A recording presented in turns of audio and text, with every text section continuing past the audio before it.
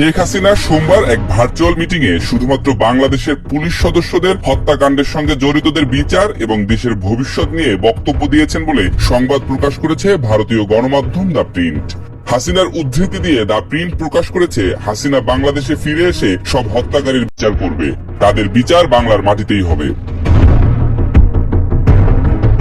হাসিনা কখনোই তার কোনো বক্তব্যে দেশের সাধারণ মানুষ হত্যার বিচারের কথা বলেনি, যার কারণ হিসেবে নেটিজেনরা বলছেন নিজের ফাঁসির রায় নিজে লিখবার মতো বোকা হাসিনা না। এদিকে আগামী এপ্রিলেই শুরু হবে হাসিনার বিচার কার্যক্রম। তবে তাকে দেশে ফিরিয়ে আনা বা তাতে ভারতের মতামত কি হতে পারে, এই বিষয়গুলো এখনো অমীমাংসিত। যেহেতু হাসিনা বাংলাদেশে ভারতের স্বার্থ সিদ্ধির চাকর, তাই দেশটির পক্ষ থেকে তাকে সহজে ফিরিয়ে দেওয়ার বিষয়টি নিয়ে ধোঁয়াশা আছে, এমন মন্তব্যই ভাসছে সমাজ পাতায়। দ্য প্রিন্টের ওই প্রতিবেদনে আরো উল্লেখ করা হয়, হাসিনা ডক্টর ইউনূসকে মব স্টার আখ্যা দিয়েছেন। ইউনূস এবং তার সহযোগীরা বাংলাদেশের বিরুদ্ধে চক্রান্ত করেছে বলেও হাসিনার উদ্ধৃতি দিয়ে প্রকাশ করেছে ভারতীয় গণমাধ্যমটি।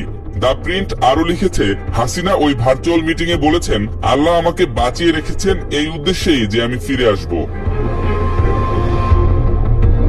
গত জুলাই মাসে ছাত্র আন্দোলনে পুলিশের উপর হামলা ও 4 পুলিশ সদস্যের মৃত্যুর ঘটনা নিয়ে হাসিনা মন্তব্য করেন বলে দ্য প্রিন্টের প্রতিবেদনে প্রকাশিত হয়। তিনি জানান, ওই হত্যাকাণ্ড ছিল ইউনূসের পরিকল্পিত ষড়যন্ত্র।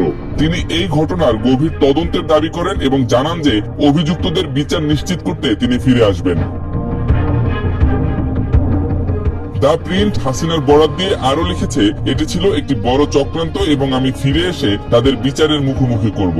তিনি সরকারের ব্যর্থতা এবং পুলিশের পরিবারের জন্য কোনো বরাদ্দ না দেওয়ার বিষয়েও ক্ষোভ প্রকাশ করেন।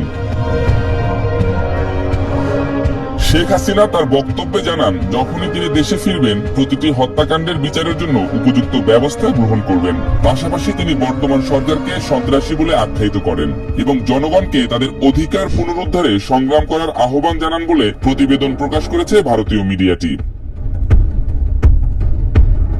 অন্যদিকে এই মাসের শুরুতে জাতিসংঘের ফ্যাক্ট ফাইন্ডিং রিপোর্টে প্রকাশিত হয়েছে, হাসিনা ও আওয়ামী লীগ জুলাই গণহত্যা ও নির্যাতন নিপীড়নে সরাসরি দায়ী।